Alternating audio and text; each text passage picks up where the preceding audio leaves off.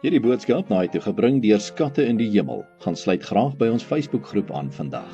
Vandag se skriflesing kom uit Galasiërs 6 vers 7. Moenie dwaal nie, God laat hom nie bespot nie, want net wat die mens saai, dit sal hy ook maai. Vandag se boodskap is getiteld, wat jy saai, sal jy maai. Dit het onskuldig gelyk op daai oomblik. Ek het net so pas by die huis aangekom na hoërskool en vir my ma gesê dat ek gou na 'n vriend toe gaan om rugby te oefen. Sy het daarop aangedring dat ek maar eerder by die huis bly en my huiswerk klaarmaak. In plaas daarvan het ek by die agterdeur uitgeglip en vir die volgende 2 ure rugby op my vriend se grasperk agter in hulle yard gespeel. Ons het mekaar getackle, die bal geskop en gaan drie druk.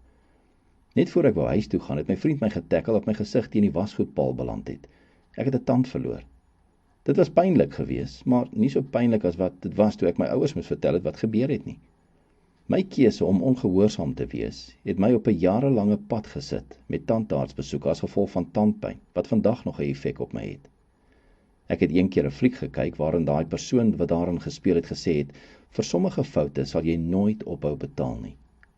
Eeue tevore het Paulus dieselfde idee gehad in die universele wet van saai en maai. Hy het gesê, want net wat die mens saai, dit sal hy ook maai. Ons keuses het dikwels 'n impak op ons, waar ons nooit kon voorstel wat dit op ons sou gehad het nie. So herinner die apostel se woorde ons om wys te kies. Die keuses wat ons vandag maak, dra die gevolge wat ons môre sal maai. Dit is baie beter om sonde in die eerste plek te vermy, as om te sukkel om die gevolge daarvan te oorkom. Kom ons bid saam. Hemelse Vader, ons het die wysheid nodig om ons te help om goeie keuses te maak, en die vergifnis nodig wanneer ons slegte keuses maak.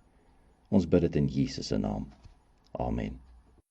As jy soortgelyke boodskappe wil ontvang Maandag tot Vrydag, sluit aan by ons WhatsApp broadcast groep. Stuur net jou nommer na 072 581 2973.